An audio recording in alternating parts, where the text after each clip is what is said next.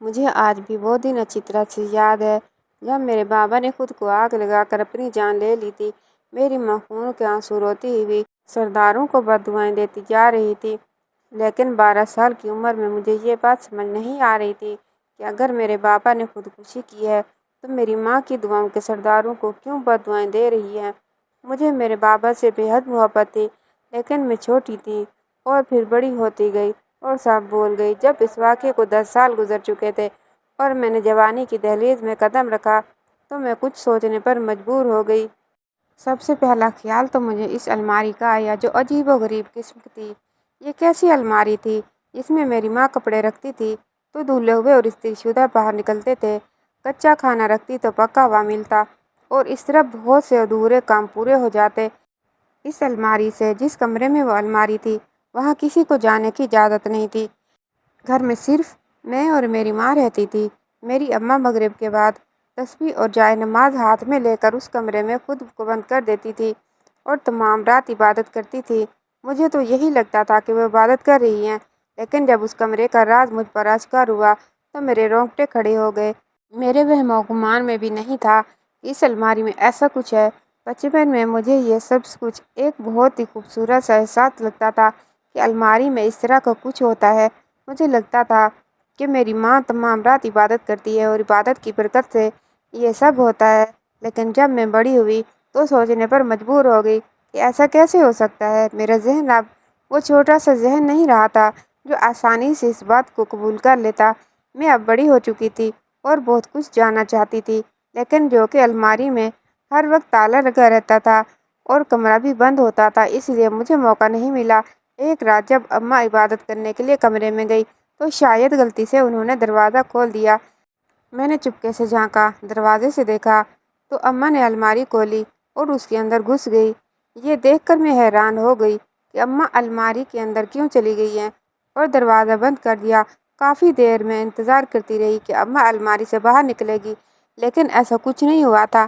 تقریباً آدھا گھنٹہ گزر جانے کے بعد مجھے یہ خدشہ ہوا کہیں میری ماں کا الماری کے اندر دم نہ گھٹ جائے، کہیں وہ الماری کے اندر مر نہ گئی ہو۔ لیکن جیسے ہی میں نے الماری کھولی تو وہاں میری ماں تھی ہی نہیں۔ یہ منظر دیکھ کر میرا تو سر ہی چکرا گیا، کیونکہ میں نے خود اپنی ماں کو الماری کے اندر جاتے ہوئے دیکھا تھا اور باہر آتے ہوئے نہیں دیکھا تھا۔ عجیب بات تھی کہ اماں الماری کے اندر گئی اور روپوش ہو گئی۔ رات کے دوسرے پہر میں پاگلوں کی طرح کھڑی ہوئی تھی الماری کے سامنے اور سوچ رہی تھی کہ اماں کہاں غائب ہو گئی ہیں۔ مجھے بے حد خوف آنے لگا اور مجھے محسوس ہوا کہ کہیں میں بھی اپنی ماں کی طرح غائب نہ ہو جاؤں۔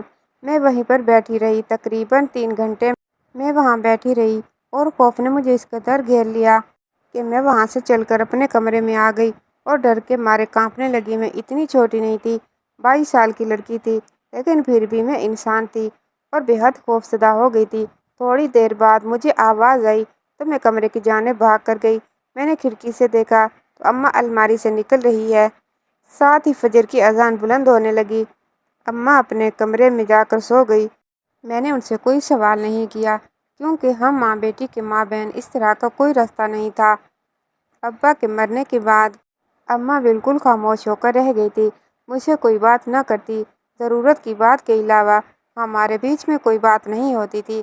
میں سمجھتی تھی کہ یہ ابا کی موت کا صدمہ ہے جو اماں کو لگا ہے اور وہ چپ ہو کر رہ گئی ہیں۔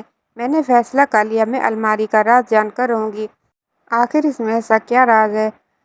اماں سے پوچھنے کو کوئی فائدہ نہیں تھا، یا تو وہ مکر جاتی یا پھر چپ رہتی۔ ایک رات اماں کے خالہ زاد کی فوتگی کی خبر آئی تو اماں وہاں چلی گئی۔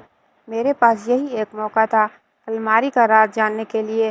ماں کے جانے کے بعد میں اٹھی اور کمرے میں آ گئی۔ کمرہ تو کھلا ہوا تھا، لیکن الماری میں تالا لگا ہوا تھا اور اس کی چابی ضرور اماں کے کمرے میں ہی ہوگی۔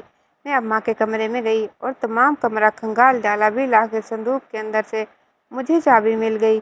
میں کمرے میں آ گئی اور دروازہ بند کیا، پھر الماری کے پاس آئی تو مجھے ڈر لگنے لگا، لیکن میں نے ہمت کی اور الماری کا تالا کھول دیا۔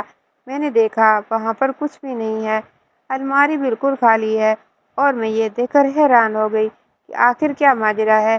میں دروازہ بند کرنے ہی لگی تھی کہ مجھے نیچے سے کوئی آواز آئی، زرینہ آ جاؤ نیچے۔ یہ ایک مردانہ آواز تھی جو مجھے الماری کے نیچے سے سنائی دے رہی تھی، جسے سن کر मेरे पैरों तले से ज़मीन सिरक गई और सर पर आसमान गिर गया। आखिर ये कौन था जो मेरी माँ का नाम पुकार कर उसे बुला रहा था, और कहाँ से? मैं हैरान और शिश्तर रही वहाँ खड़ी रही थी। फिर मुझे गौर करने पर महसूस हुआ कि अलमारी के नीचे कोई तख्ता सा रखा हुआ है। मैं वो तख्ता उल्टा करके देखा तो हैरान रह गई, क्योंकि वहाँ पर नीचे खुली जगह थी जहाँ से सीढ़ियाँ नीचे की तरफ जा रही थी। यानी कि अलमारी के अंदर एक तहखाना था। वो शख्स जो मेरी माँ का नाम पुकार कर उसे बुला रहा था, वो शायद जवाब न मिलने पर चला गया था। मैंने सीढ़ियों से थोड़ा सा झाँक कर देखा तो एक आदमी वहाँ पर चारपाई डालकर सो रहा था। मैं खौफजदा हो गई और अलमारी बंद कर दी। मेरा दिल जोर जोर से धड़कने लगा। मेरी आंखों के सामने अंधेरा सा छाने लगा। मैं सोचकर परेशान थी कि आखिर ये शख्स कौन है और मेरी माँ रोज़ाना इबादत के बहाने कमरे में जाकर क्या करती हैं। मेरे जहन में गलत किस्म के ख्यालात आने लगे थे अपनी माँ के मुतल्लिक। मेरे वालिदैन में बेतहाशा मोहब्बत थी। वो दोनों एक दूसरे के बगैर ज़िंदा नहीं रह सकते थे, और मैं हैरान थी कि बाबा के जाने के बाद मेरी अम्मा ज़िंदा थी और वो बीमार हो गई। तो मुझे लगा वो बाबा की जुदाई में बीमार हो गई है।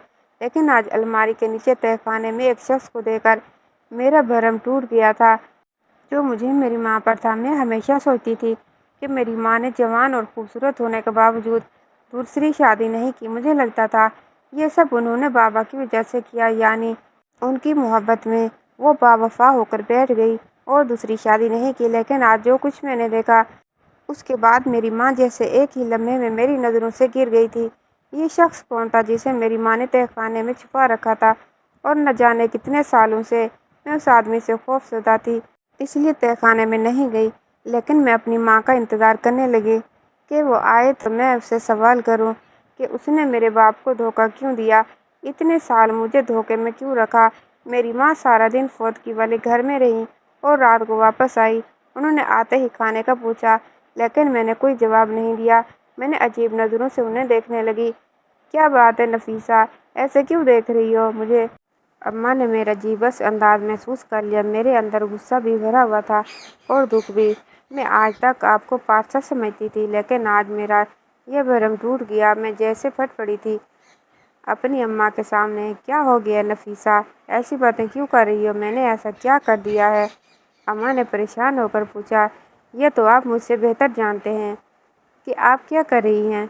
इतने सालों से मुझे तो शर्म आ रही है कि मैं आपकी बेटी हूँ।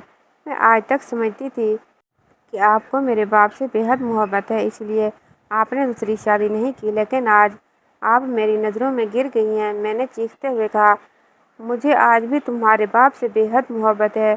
मैं उसी के नाम पर ज़िंदा हूँ। क्या तुम्हें नज़र नहीं आ रहा? मेरी माँ ने जवाब दिया, नज़र आ गया है मुझे, अब सब कुछ वाज़ेह। मैंने गुस्से से कहा, क्या नज़र आ गया तुम्हें? मुझे भी बताओ, अम्मा ने परेशानी से पूछा। काफ़ी हद तक तो मुझे लग रहा है कि वो समझ गई हैं कि मैं क्या बोल रही हूँ। मुझे वो शख्स नज़र आ गया है जिसको आपने अलमारी के नीचे तहखाने में इंसानों से छुपा रखा है, और मुझे बेवकूफ़ बना रही हैं कि आप कमरे में रोज़ाना तस्बीह लेकर इबादत करने के लिए जाती हैं, हत्ता कि आप उस शख्स के पास जाती हैं। आप मुझे बता दें कि कौन है वो शख्स? मैंने कहा। मेरी माँ फटी फटी नज़रों से मुझे देख रही थी।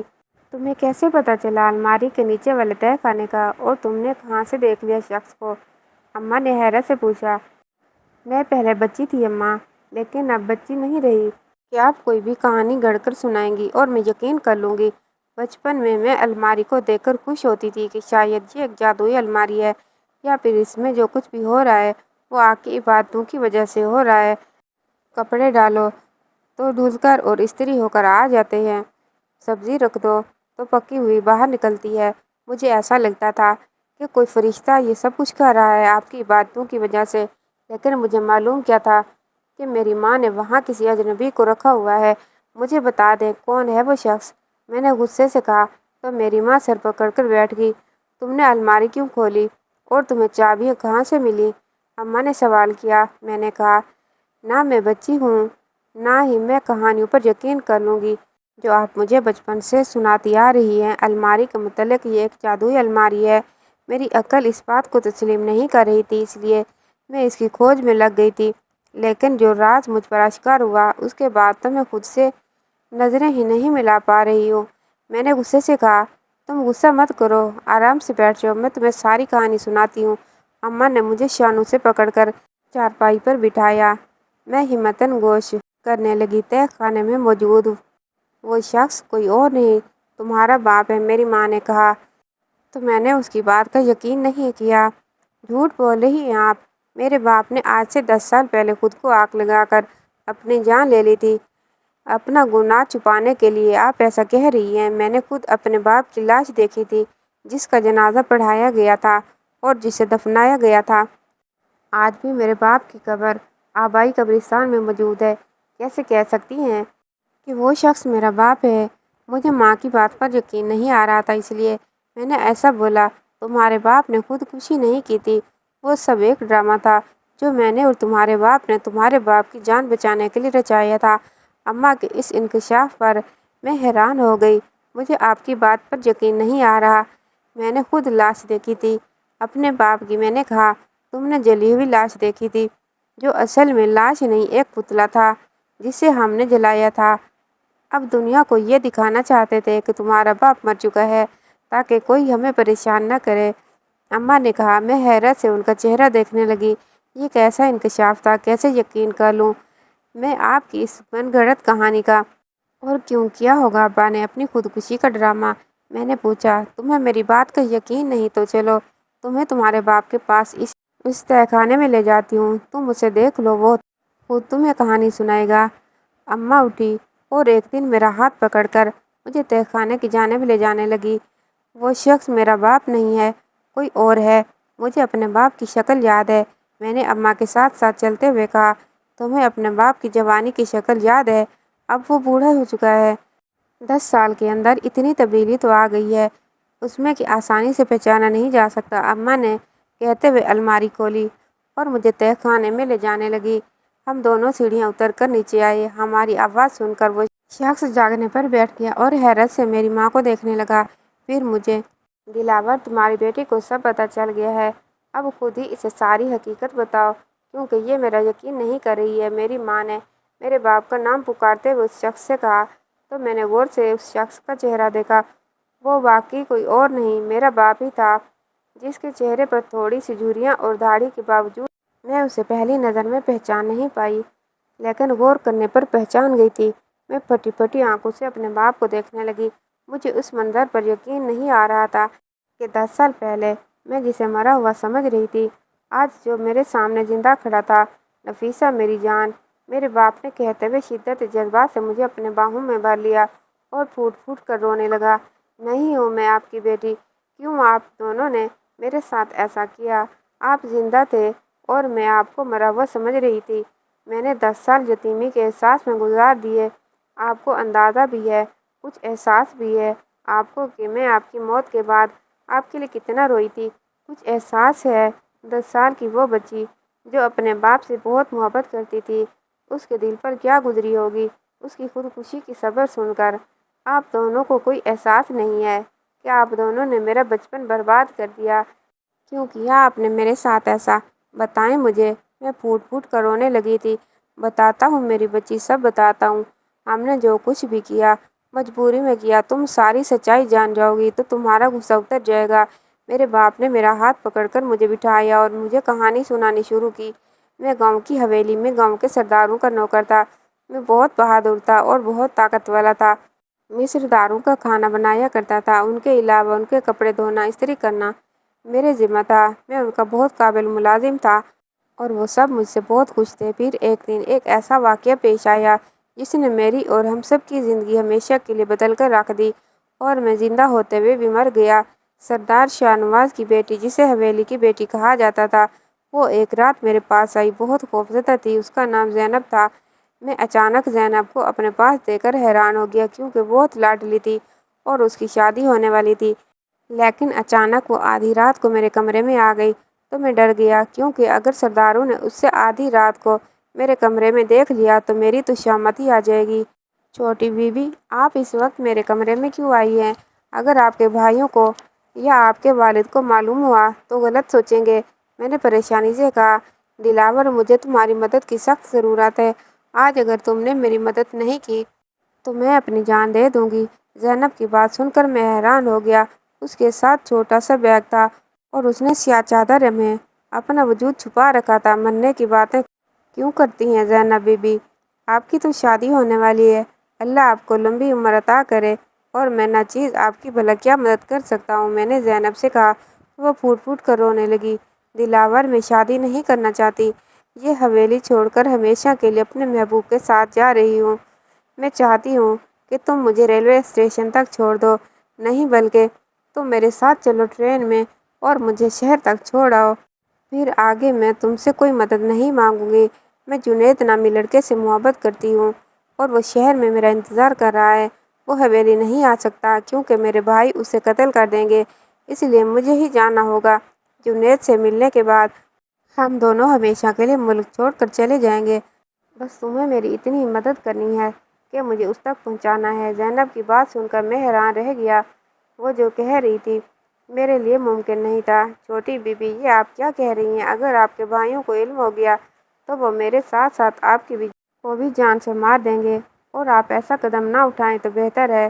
یہ آپ کے خاندان کی عزت کا معاملہ ہے، میں نے زینب کو سمجھاتے ہوئے کہا، لیکن وہ بضد تھی۔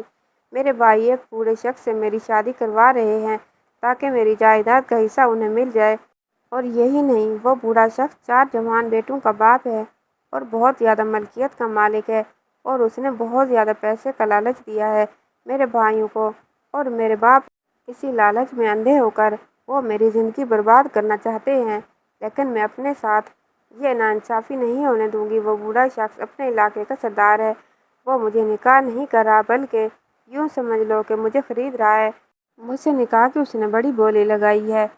جنید اور میری زندگی برباد ہونے سے بچا لو، ساری عمر تمہیں دعائیں دوں گی۔ زینب نے فوراً اپنی چادر اتار کر میرے قدموں میں رکھ دی اور پھوٹ پھوٹ کر رونے لگی۔ تو مجھے واقعی میں اس پر بہت دکھ ہوا۔ وہ 20 سال کی ایک بے حد خوبصورت لڑکی تھی جسے بڈھے سے بیاہا جا رہا تھا دولت کی لالچ میں۔ میں حیران تھا کہ ہمارے سرداروں کے پاس تو بہت زیادہ پیسہ ہے، جائیداد، زمینیں، لیکن اس کی لالچ تو ختم ہی ہونے کا نام نہیں لے رہی تھی، صرف اس لیے کہ وہ بوڑھا شخص پارلیمنٹ میں MNA کی سیٹ پر بیٹھا ہوا تھا اور ہمارے علاقے کے سردار اپنی اپوزیشن مضبوط کرنے کے لیے اس سے رشتہ جوڑنا چاہتے تھے، اور اس لیے زینب جیسی معصوم اور کمسن لڑکی کا سودا کر رہے تھے۔ زینب جو کہہ رہی تھی وہ کام میرے لیے بے حد مشکل تھا، لیکن میرا دل پگھل گیا تھا اس معصوم کو روتے ہوئے دیکھ کر۔ واقعی اس کے ساتھ ناانصافی ہو رہی تھی، اس لیے میں نے ہمت کی اور اسے حوصلہ دیا اور اسے ریلوے اسٹیشن تک لے آیا۔ رات کا پہر تھا، کسی کو کانوں کان تک خبر نہ ہوئی۔ ہم دونوں ٹرین میں بیٹھ گئے اور میں نے زینب کو اس کی منزل تک پہنچا دیا اور واپس آ گیا۔ لیکن واپس آیا تو حویلی میں ایک کہرام برپا تھا۔ اندر داخل ہوتے ہی مجھے ایک ملازم نے بتایا کہ سرداروں نے مجھے زینب کے ساتھ دیکھ لیا ہے اور وہ میری جان لینے کے در پہ ہیں۔ میں نے اپنی جان بچانے کے لیے فوراً اپنے گھر آ گیا اور تمہاری ماں کو کہا کہ سامان باندھو، ہم یہاں سے نکلتے ہیں۔ تمہاری ماں نے کہا ہم دنیا کے کسی بھی کونے میں چلے جائیں لیکن سردار ہمیں ڈھونڈ لیں گے۔ میرے ذہن میں فوراً خودکشی کا آئیڈیا آیا۔ ہم نے فوراً ایک پتلا سا بنایا اور اسے آگ لگا دی اور سارے کمرے میں بھی آگ لگا دی۔ الماری کے نیچے تہہ خانہ تو بہت پہلے سے بھی میں نے بنایا ہوا تھا کسی اور مقصد کے لیے، لیکن یہ میرے کام آ گیا۔ تمہاری ماں نے رونا دھونا ڈالنا شروع کر دیا اور پڑوسی اکٹھے ہوئے تو اس نے بتایا کہ سرداروں کے خوف سے میں نے خودکشی کر لی ہے۔ اس طرح ہم سرداروں سے بچ گئے۔ میں اور تمہاری ماں ایک دوسرے سے بہت محبت کرتے تھے اور ایک دوسرے کے بغیر نہیں رہ سکتے تھے، اس لیے ہم نے اسی طرح 10 سال گزار دیے۔ مجھے کھانا پکانا آتا تھا، اس لیے تمہاری ماں سبزیاں وغیرہ الماری میں رکھتی تھی اور میں نیچے تہہ خانے میں تیار کر کے دیتا تھا۔ کپڑے وغیرہ بھی دھو کر استری کر دیتا تھا۔ یہ کپڑے گاؤں والوں کے ہوتے تھے جن کو دھو کر استری کر کے ہمیں کچھ پیسے مل جاتے تھے اور ہمارا گزارا ہو جاتا تھا۔ کیونکہ تمہاری ماں کما نہیں سکتی تھی اور میں باہر نہیں نکل سکتا تھا، اس لیے ہم نے جادوئی الماری والا ڈرامہ رچایا۔ لیکن میری بچی، میں نے جو کچھ بھی کیا مجھے اس پر ذرا سا بھی افسوس نہیں ہے، بلکہ مجھے فخر ہے کہ میں نے ایک مظلوم لڑکی کی زندگی بچائی۔ اور سنا ہے کہ آج کل زینب باہر ملک جا کر اپنے شوہر کے ساتھ بہت خوش ہے، اور میں خوش ہوں کہ اس کی خوشیوں کا سبب میں بنا۔ میرے بابا نے اپنی کہانی ختم کی تو میں رونے لگی اور روتے ہوئے ان کے گلے لگ گئی اور ان سے شکوہ کیا، لیکن بابا میں تو چھوٹی سی بچی تھی، آپ نے مجھے کیوں نہیں بتایا؟ مجھے بھی تو بتاتے۔ میں بھی آپ سے ملنے یہاں آ جاتی، میں نے روتے ہوئے کہا۔ میری بچی، میں ایسا ضرور چاہتا تھا لیکن تمہاری ماں نے منع کر دیا۔ کہا کہ نفیسہ چھوٹی بچی ہے، ہو سکتا ہے باتوں باتوں میں بچوں کو یا کسی بڑے کے آگے یہ راز کھول دے اور ہمارا سب کچھ ختم ہو جائے، اس لیے ہم نے تم سے یہ چھپایا اور ہم اس وقت کا انتظار کر رہے تھے کہ تم بڑی ہو جاؤ تو تمہیں بتا دیں، لیکن تمہیں پہلے ہی پتہ چل گیا۔ یقین کرو ہم تمہیں بتانے والے تھے، میں چھپ کر تمہیں دیکھا کرتا تھا۔ میرے بابا نے کہا، اب آپ نے زینب کی زندگیوں میں تو خوشیاں بھر دیں لیکن آپ کی اپنی زندگی تو قید خانے میں گزر گئی، کیا آپ کو دکھ نہیں ہوتا اس بات کا؟ آپ کی آزادی سلب ہو کر رہ گئی۔ میں نے بابا سے کہا، بیٹا تم نے وہ کہاوت تو سنی ہوگی، ہیں لوگ وہی جہاں میں سے جو آتے ہیں کام دوسروں کے۔ بھلے میں نے 10 سال قید میں گزار دیے لیکن زینب تو خوش ہے، اور یقین کرو اس قید میں بھی میرا ضمیر مطمئن ہے اور میرا دل خوش ہے کہ میں نے ایک مظلوم لڑکی پر ظلم ہونے سے بچا لیا۔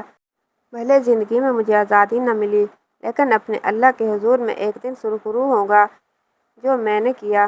اگر زینب کی شادی کسی اچھے انسان سے ہو رہی ہوتی تو میں ہرگز ایسا نہ کرتا، لیکن میں جانتا تھا کہ اس کی شادی نہیں ہو رہی بلکہ اس کا سودا ہو رہا ہے، اور اب میں آزاد ہوں۔ سردار اس بات کو بھول چکے ہوں گے، 10 سال گزر چکے ہیں، ہم تینوں یہ گاؤں چھوڑ کر ہمیشہ کے لیے چلے جائیں گے، میرے بابا نے کہا، اور ہم تینوں آرام سے راتوں رات یہ گاؤں چھوڑ کر چلے گئے۔